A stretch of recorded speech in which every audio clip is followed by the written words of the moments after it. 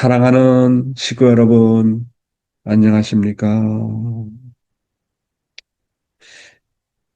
오늘의 생활 원리 시간은 인간과 천사 세계의 완성 기준, 그리고 생명의 말씀 시간에는 나는 하나님의 소원의 실체 대상이다 라고 하는 내용을 가지고 말씀을 전해 드리고자 합니다. 이 타락론인데요. 오늘은 영적 타락의 경로에 대해서 원리 본문에 나오는 내용을 다시 한번 공부해 보도록 하겠습니다. 사랑에 대한 과분한 욕망으로 인해서 자기의 위치를 떠난 루시엘과 하나님과 같이 눈이 밝아지려고 때 아닌 때의 것을 바란 해와가 서로 상대 기준을 조성해서 수수작용을 하게 되었으므로 그로 인한 비원리적인 사랑의 힘은 그들로 하여금 불륜한 영적인 정조 관계를 맺게 하였던 것입니다. 사랑으로 일체를 이루면 서로 그 대상으로부터 그의 요소를 받도록 창조된 원리에 의해서 해와는 누시엘과 사랑으로서 일체를 이루었을 때 그의 요소를 받았습니다. 첫째로 창조 목적에 대한 배치로 말미암은 양심의 가책에서 오는 공포심을 받았습니다. 둘째로 자기가 본래 되어야 할 창조 본연의 부부로서의 상대자는 천사가 아니고 아담이었다는 사실을 감득할 수 있는 새로운 지혜를 받게 되었습니다. 둘째로 자기가 본래 대해야 할 창조 본연의 부부로서의 상대자는 천사가 아니고 아담이었다는 사실을 감득할 수 있는 새로운 지혜를 받게 되었습니다. 사랑하는 식구 여러분, 우리가 이제 천사장 루시엘에 대해서 우리가 공부를 하고 있는데요. 오늘 우리가 한번 공부하고자 하는 내용은 만물의 완성과 누시엘에 대한 내용이 되겠습니다.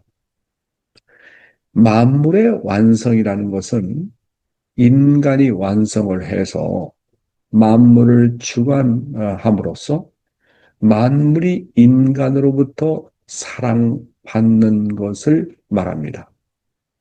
만물은 인간의 사랑을 통해서 하나님의 사랑을 접하게 됩니다. 하나님은 창조 원리에 의해서 부모, 자녀, 종의 자리와 역할을 이미 설정해 놓으셨습니다. 부모는 창조의 원리로 설정해 놓은 대로 그 결과에 따라서 심판만 하게 되어 있습니다. 다만 성장 과정인 간접 주관권의 권내에서는 간섭할 수도 평가할 수도 없게 되어 있었습니다. 만물이 인간의 사랑을 받는 최고의 방법은 만물이 인간에게 흡수되어 인간의 세포의 일부가 되는 것입니다. 그런 의미에서 만물이 인간에게 섭취되어질 때 제일 사랑을 많이 받게 된다고 참아버님께서는 말씀을 하셨습니다. 사랑하는 식구 여러분, 참아버님께서 뭐라고 말씀하셨냐면 만물이 인간의 입을 통해서 섭취되어질 때 만물은 가장 영광이라고 생각한다고 말씀하셨습니다. 왜냐하면 그들이 인간에게 섭취되어질 때 그들은 인간의 육체의 일부가 되고 세포가 되기 때문에 그렇습니다. 만물이 인간에게 먹힘으로써 인간의 세포의 일부가 되어서 완전히 만물이 인간과 일체가 되는 것입니다. 그러기에 참 아버님은 인간은 모든 만물을 섭취하면서 하나님의 사랑을 먹는다고 생각해야 한다고 말씀을 하셨습니다. 그렇잖아요?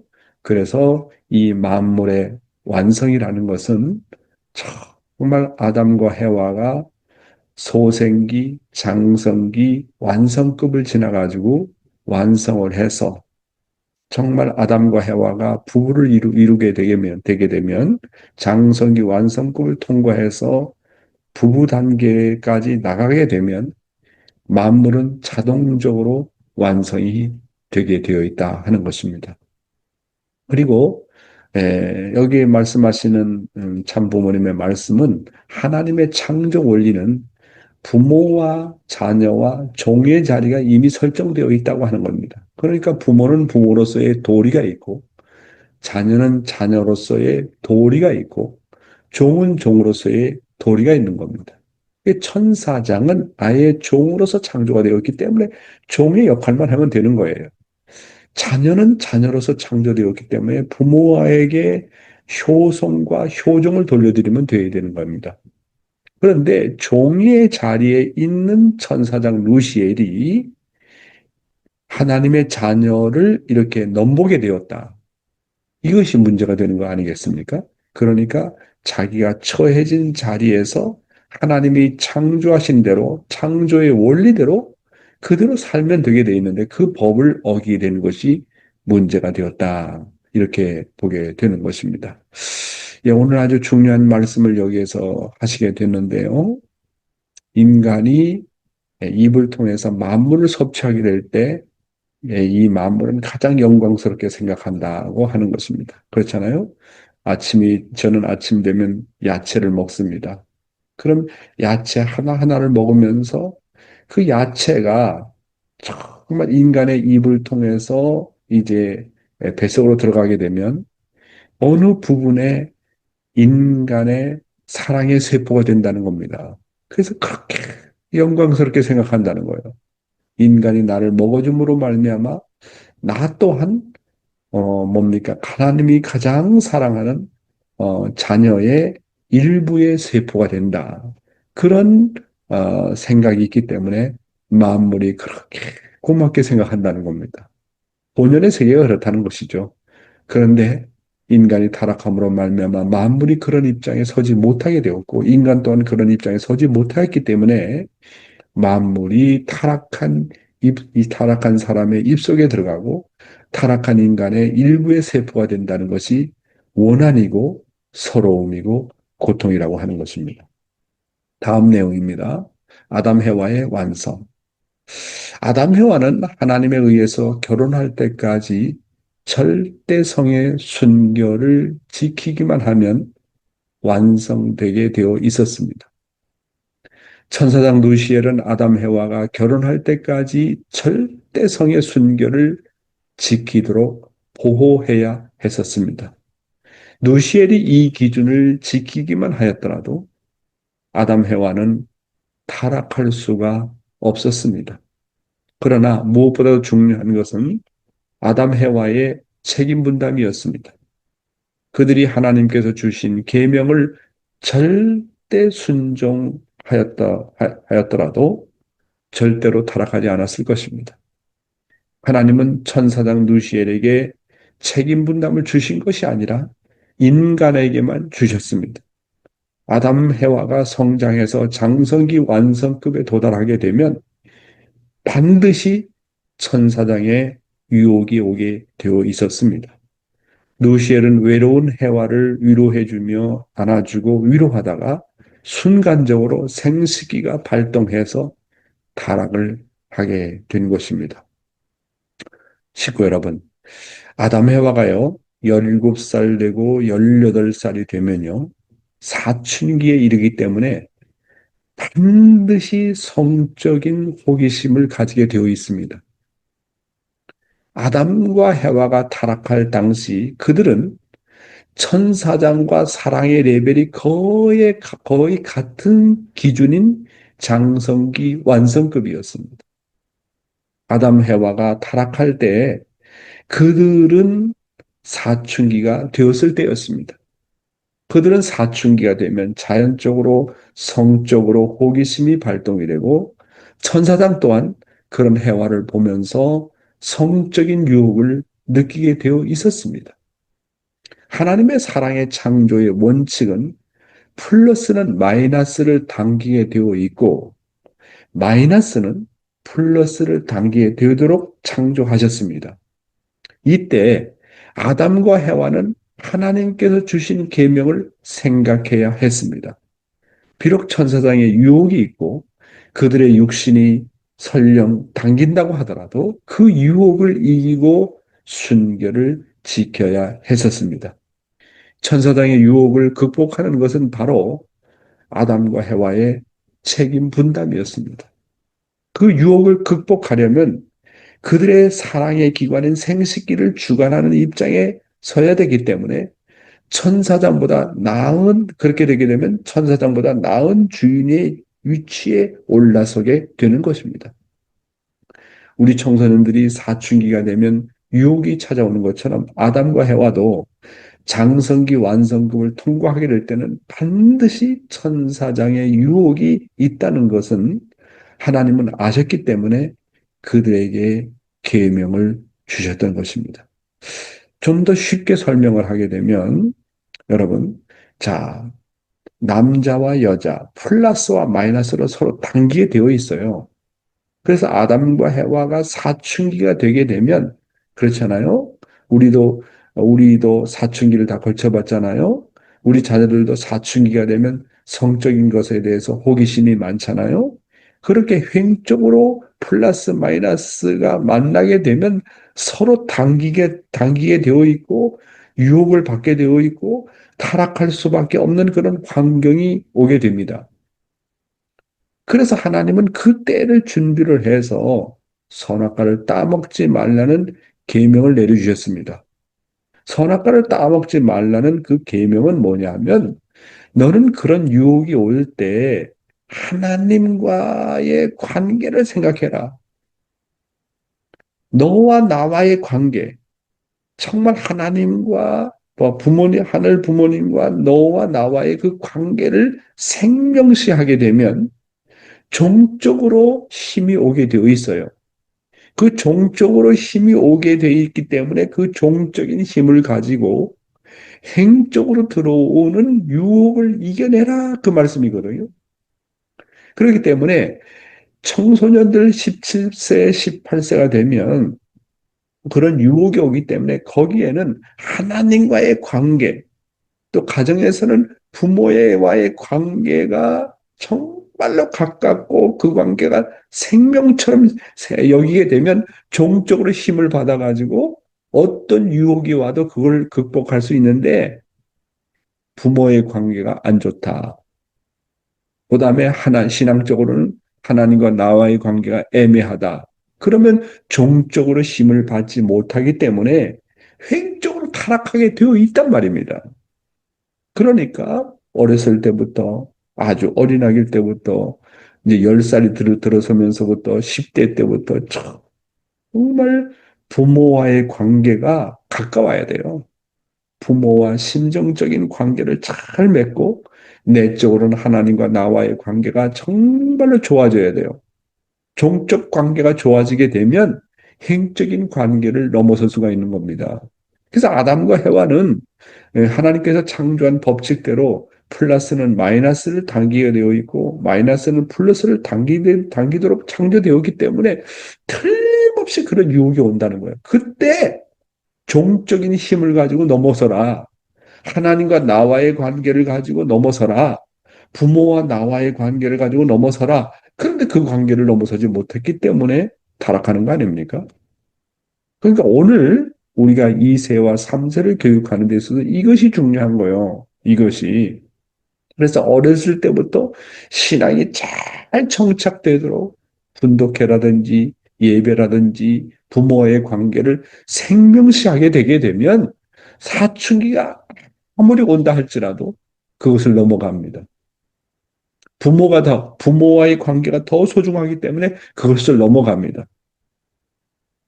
그런데 요즘에 우리 2세들이나 3세들이 다 문제가 되는 것은 뭐냐면 부모와의 관계가 애매하고 하나님과 나와의 관계가 애매하기 때문에 종적으로부터 오는 힘을 받을 수가 없어요.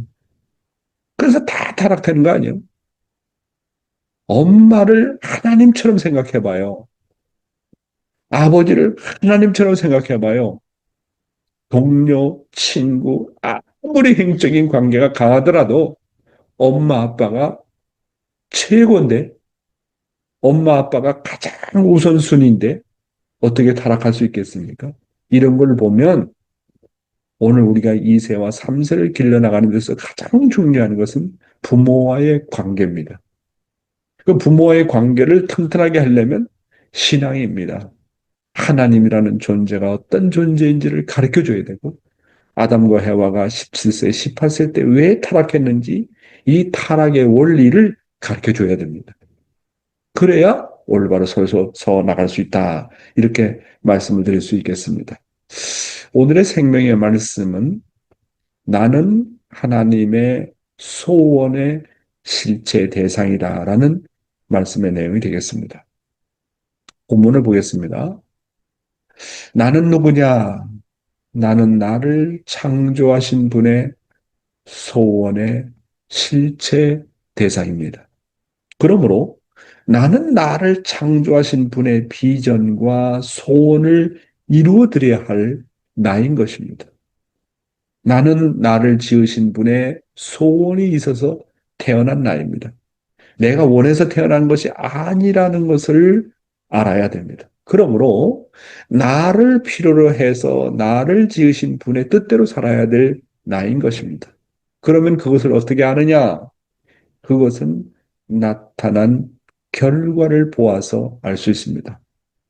내 마음속에는 어렸을 때부터 부모를 그리워하고 부모와 함께 있고 싶고 부모의 품을 떠나고 싶지 않은 그런 심정이 있는 것을 보아서 알 수 있습니다.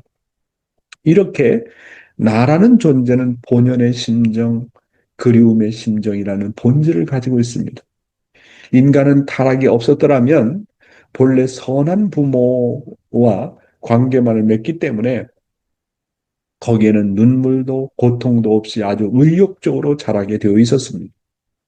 나의 본성으로부터 샘솟듯 하는 그런 의욕이 원동력이 되어서 성장하게 되어 있었습니다. 사랑하는 식구 여러분, 아주 본문에서 오늘 중요한 내용을 얘기하고 있습니다. 나라고 하는 존재는 누구냐? 나라고 하는 존재는 내가 원해서 태어난 존재가 아니라는 거예요. 그렇잖아요? 여러분이, 여러분이 원한다고 해서, 나는, 몇 년도, 몇 월, 며칠에 태어나고 싶다 해서 여러분이 원해서 태어났습니까? 그렇지 않잖아요. 나는 나를 존재하게 한 분의 소원과 꿈을 가지고 태어났습니다. 이것을 바로 아는 것이 하나님의 창조의 목적이라는 것입니다. 따라서 나라고 하는 존재는 하나님의 소원과 비전과 꿈을 중심하고 살아야 될 나라는 것을 분명히 깨달아야 되는 거예요. 이것을 자식들에게도 분명히 교육해야 됩니다. 그렇게 될 때 나의 인생의 목적이 분명해지고 아름다운 인생을 살 수 있다는 거예요. 야, 이거 정말 놀라운 말씀 아닙니까? 자, 내가 원해서 태어난 것도 아니잖아요. 그렇잖아요? 그 다음에 죽을 때 나의 소원대로 죽을 수 있습니까? 나는 120살까지 살다가 죽는다. 200살까지 살다가 죽는다. 자, 태어난 것도 내가 마음대로 할 수 없고, 죽는 것도 내가 마음대로 할 수 없고, 그러면 사는 것도 내 마음대로 할 수 없다는 거예요. 그렇잖아요. 태어나는 것도 내 마음대로 할 수 없잖아요. 죽을 때도 내 마음대로 할 수 없잖아요. 그러면 내가 살아가는 인생의 목적도 내 마음대로 할 수 없어요. 왜냐하면 나는 결과적인 존재예요. 결과가 있기까지 원인이 있다. 하나님이 나를 무엇 때문에 만들었느냐? 하나님이 나를 만든 소원이 있는 거예요. 꿈이 있는 거예요. 비전이 있는 거예요. 그러니까 결론적으로 말하면 나를 만드신 분의 소원대로 살아야 된다는 결론인 겁니다. 많은 사람들이 자기 자신이 왜 태어났는지 모릅니다. 그리고 자기의 인생은 자기 것이라고 생각하기 때문에 자기 주장과 자기의 뜻대로 살려고 합니다. 엄마, 왜 내 인생 간섭해? 아버지, 내 인생은 내 인생이야. 간섭하지 마. 야, 다들 이렇게 살고 있지 않습니까? 그러다 보니까 하나님의 소원과 전혀 관계가 없는 삶을 살게 되기 때문에 결국은 불행한 삶을 살게 된다는 결론인 것입니다. 여러분, 나라고 하는 존재는 나를 창조하신 분의 소원의 실체 대상이라는 것을 분명히 알아야 돼요. 하나님은 나를 지을 때, 나를 태어나게 할 때 하나님의 꿈이 있었습니다. 소원이 있었습니다. 비전이 있었습니다. 그러므로 나라고 하는 존재는 나를 창조하신 분의 비전과 소원과 꿈을 이루어드려야 될 나인 것입니다. 나는 나를 지으신 분의 소원이 있어서 태어났다는 것을 분명히 알라 그 말입니다. 하나님이 나를 왜 만들었을까? 나를 왜 태어나게 했을까? 그분이 소원하는 내용이 무엇일까? 그 뜻대로 살아야 될 것이 인생의 목적인 것입니다. 그래서 여러분, 내 마음속에는 어렸을 때부터 부모를 그리워하는 마음, 부모와 함께 있고 싶어 하는 마음, 부모의 품을 떠나고 싶지 않은 그런 심정이 있는 것을 보아서 나에 대한 하늘 부모님의 뜻과 소원이 있다는 것을 알 수 있지 않습니까? 이렇게 나라고 하는 존재는 본연의 심정, 그리움의 심정이라는 본질을 가지고 있다. 이렇게 말씀을 드릴 수 있겠습니다. 다음 내용입니다. 왜 우리들이 생활에서 힘을 얻지 못하느냐? 오늘 우리들이 생활에서 힘을 얻지 못하느냐? 그것은 종으로부터 오는 힘이 약하기 때문에 그렇습니다. 종적으로 오는 힘이 약하면 우리는 정신적으로 궁핍을 당하고 번민도 합니다. 무엇인가를 잘 모르지만 자기 자신이 모순됨을 느끼면서 많은 고통을 느끼게 됩니다. 간단히 말하면 우리는 종적으로 오는 심정이 메말라서 고통을 당합니다. 종적으로 오는 힘을 받지 못하다 보니 남을 용서할 수 있는 사랑과 심정도 없고 마음으로부터 심정도 우러나오지 않고 주위에 누구 하나 존경할 수 있는 사람이 없습니다. 사실 내 주위에 존경하는 분이 있으면 같이 의논도 하고 격려도 받고 지도도 받을 수 있을 텐데 내 마음이 행적이다 보니까 어디에서 내 마음이 고장이 났는지도 모릅니다. 나에게 존경이 가는 분이 있었으면 쉽게 의욕을 가지고 그분과 다정하기가 쉬웠는데 그런 사람도 없고 참사랑의 주체자도 없다 보니 내 심정이 우러나지 못합니다. 이것이 타락한 인간의 한이요 서러움입니다. 이것이 안 되니까 번민스럽고 고통입니다.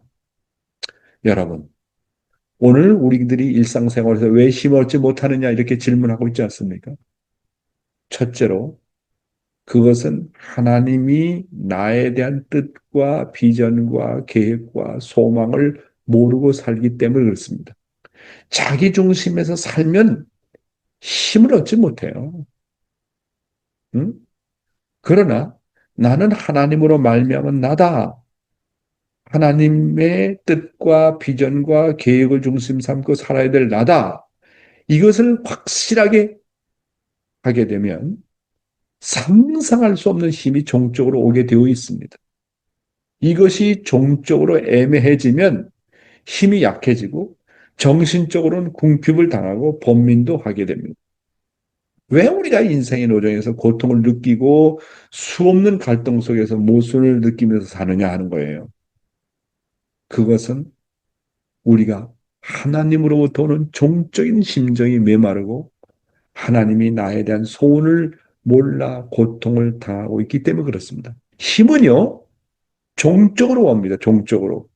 행적으로 오는 힘은 일시적으로 뭡니까? 충만할 수 있지만 오래가지 못해요. 응? 금방 메말라 버리는 거예요. 그러나 종적으로부터 오는 힘은 나에게 정말 지속적인 파워를 줍니다. 늘 심령이 충만합니다. 그런데 행적으로 오는 힘은 일시적으로는 만족을 줄 수 있고 기쁨을 줄 수 있지만 오래가지 못해요. 그래서 종적으로 오는 힘을 받지 못하는 사람은 대부분 행적으로 그리고 인간적으로 흐르기 때문에 남을 용서할 수 있는 사랑이 없어요. 남을 용서할 수 있는 심정도 없어요. 왜냐하면 마음으로부터 심정 깊은 곳으로부터 우러나오지 않기 때문에 그렇습니다. 그러다 보니까 주위에 누구 하나 존경할 수 있는 사람이 없는 것입니다. 그래서 우리가 종적으로 힘을 받으려면 어떻게 하라고요? 하나님의 소원대로 살아라. 하늘이 가장 바라시는 뜻대로 살아라 그랬습니다. 무슨 말씀인지 알겠죠? 성경에 보면요. 사도행전 1장 8절에 오직 성령이 너에게 임하시면 너희가 권능을 받고 예루살렘과 온 유대와 사마리아와 땅끝까지 이르러 내 증인이 되리라 하시니라. 자, 그렇게 되면 어떻게 하면 성령이 임하느냐? 어떻게 하면 땅끝까지 하나님의 말씀을 전파하며 하나님의 증인이 되게 하느냐? 그것은요, 간단해요. 하나님의 소원대로 살아라.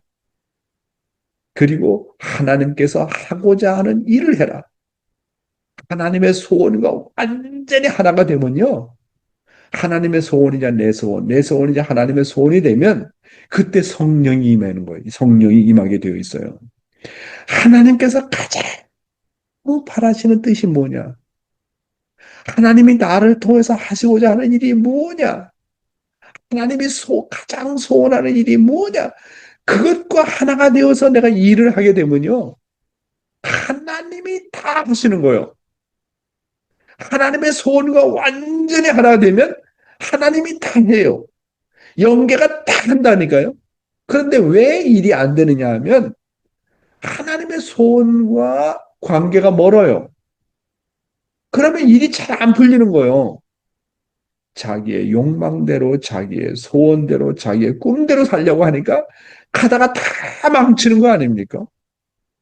그러니까 뭐냐면 성령이 임하게 되면 권능을 받는다 그랬잖아요. 어떻게 성령이 임해요? 하나님이 바라는 소원과 내가 바라는 소원과 하나가 되어서 하나님의 일이 곧 나의 일이고 나의 일이 하나님의 일이 되게 되면 일체가 되게 되면 성령이 임하게 되어 있다니까요. 예를 들면 제가 하나님 이제 이 시대에 제가 뜻을 위해서 할 수 있는 일이 할 수 있는 일이 뭡니까? 하나님께 물어보면 내가 너희에게 세계 청소년들을 살릴 수 있는 일을 맡겼지 않니? 그것이 바로 통일무도다. 제가 이번에 이제 파키스탄에 어렵게 갔습니다. 비자 받는데도 정말 어려웠고, 정말 여러 가지로 어려운 환경이 많이 있었어요. 그런데 그것을 놓고 하나님 앞에 기도하면서 이게 하나님의 뜻입니까? 그렇다는 거예요. 파키스탄에 가니까, 이야, 하늘이 환경을 다 준비해 놨더라고요. 파키스탄은요, 이슬람권이기 때문에 전도가 안 돼요. 근데 파키스탄에 가보니까 파키스탄의 인구가 세계 다섯 번째거든요. 세계 다섯 번째 인구를 가진 나라인데 그런데 기독교 인구가 1%예요. 1%. 약 한 300만 명이 됩니다. 300만 명. 약 지금 인구가 한 3억 명 되니까. 그런데 그 기독교는 하나의 조직으로서 잘 운영되고 있는데 거기에 이제 비숍 단체라고 있습니다. 300만 명의 비숍 단체가 있는데 그 비숍 단체 부회장이 내가 미국에서 아침에 훈독회를 할 때 어떻게 인터넷으로 연결되어 가지고 계속 내 말씀을 들었어요. 내 말씀을 듣다가 이 사람이 전도가 되어 가지고 이제 내가 퇴직을 하고 호주에 왔다는 걸 어떻게 뒤늦게 알고 용 회장이 통일 무도를 이렇게 이제 통해서 젊은 사람들을 좀 뭔가 교육하려고 한다라는 내용을 알게 된 것 같아요. 그래가지고 나를 초청해서 아 정말 그분이 그러더라고요. 이 300만 되는 기독교인들 자기가 관계하고 있다라면서 비숍 부부 자기 밑에만 125명의 목사들이 있다는 거예요. 그러면서 하는 말이 그 사람들을 다 교육시켜달라는 거예요. 젊은 청소년들 통일부들을 통해서 참부모님의 철학을 통해서 다 교육시켜달라는 거예요. 이야.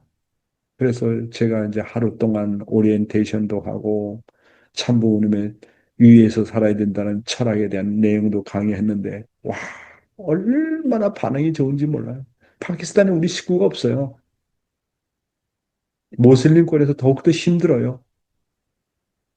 여러분, 하나님의 손대로 살면 성령이 임하는 거요. 종적으로 힘을 받는 거예요.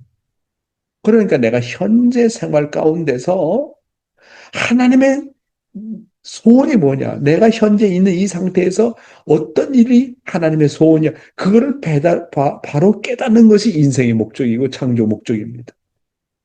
그래서 여러분, 나에 대한 하나님의 소원과 꿈을 알고 종적으로부터 오는 하나님의 영적인 파워를 느끼게 되면 내 영이체가 힘을 얻고 또한 행적으로는 내 주위에 존경하는 분과 서로 의논도 하고 격려도 받고 지지도 받을 수 있습니다. 그런데 우리가 종적인 라인이 애매해지게 되면 내 마음이 행적으로 흐르고 내 마음이 어디에서 고장났는지도 모릅니다. 나에게 존경하는 분이 있었으면 쉽게 의욕을 가지고 그분과 다정하기 쉬운데 그런 사람도 없고 참사랑의 주체자가 없다 보니까 내 심정이 우러나지를 못합니다.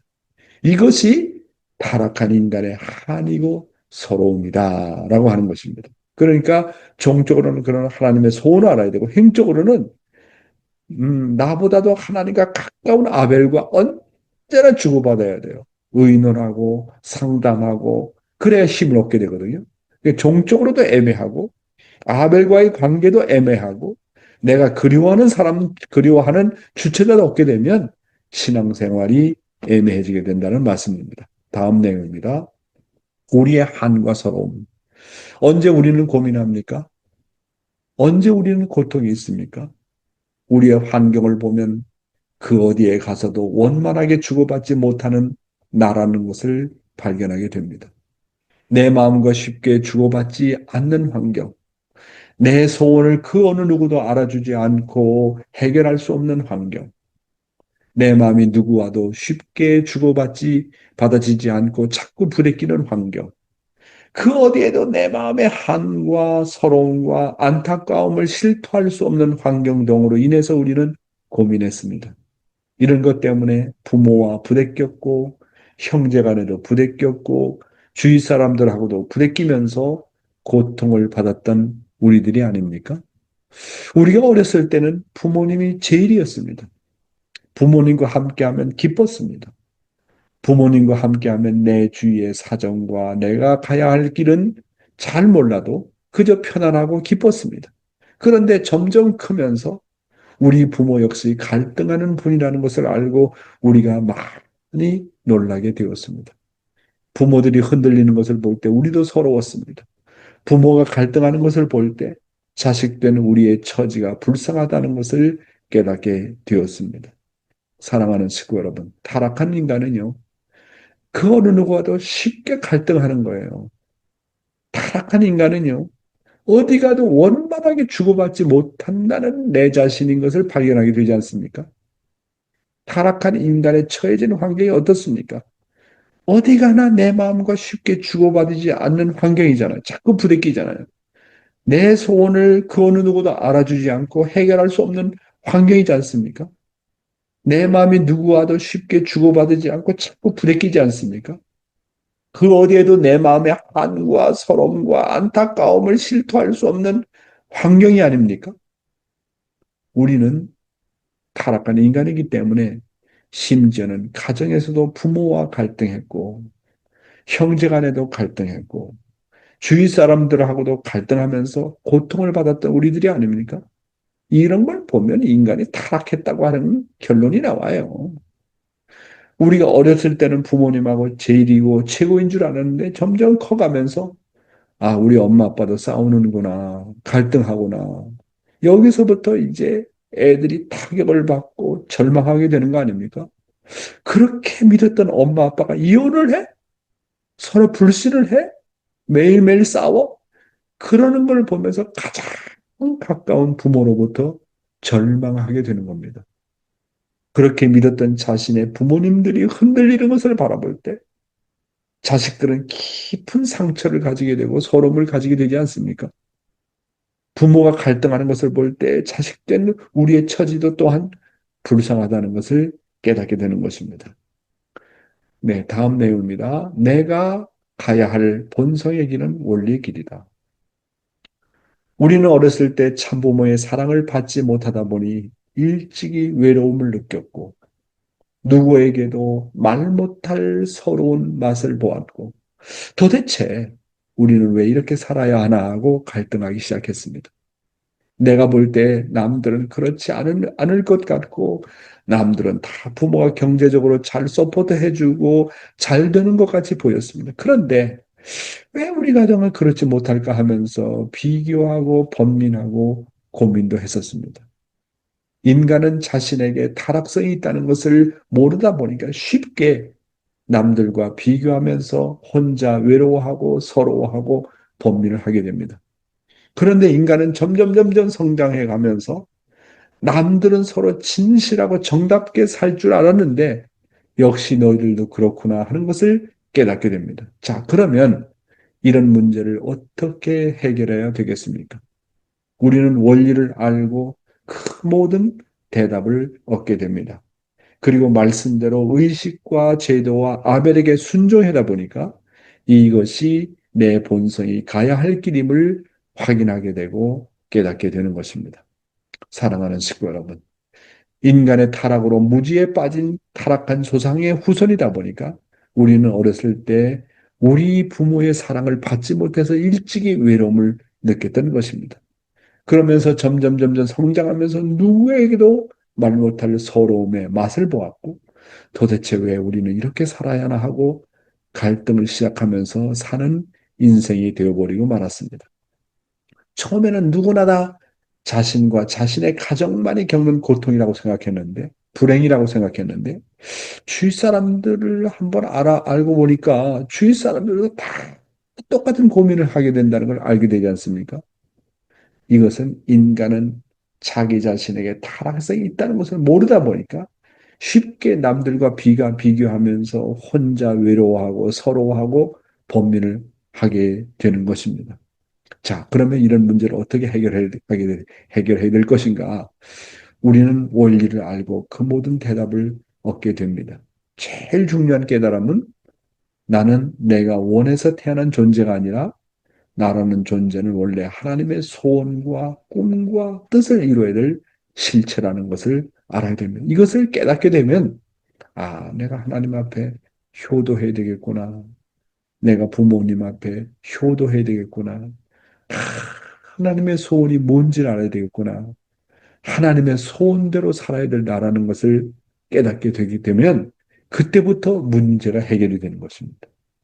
하나님이 인간 타락으로 인해서 얼마나 불쌍하고 서러운 길을 걸어오셨다는 것을 알고 그 불쌍한 하나님을 위해서 죽음을 무릅쓰고서라도 그런 하나님의 한을 헤어나겠다고 하는 효심이 나오게 되는 것입니다. 그래서 여러분, 정말 우리가 이 하나님의 소원을 아는 거, 하나님의 꿈을 아는 거, 하나님이 나에 대한 소원과 꿈을 아는 거, 이것을 바로 알게 되면 인생의 목적이 분명해지고, 인생의 목적을 올바로 아는 것이 하나님의 창조의 목적을 올바로 이해하게 되는 것입니다. 그래서 오늘은 나는 하나님의 소원의 실체 대상이다라는 제목을 가지고 말씀을 드렸습니다. 감사합니다.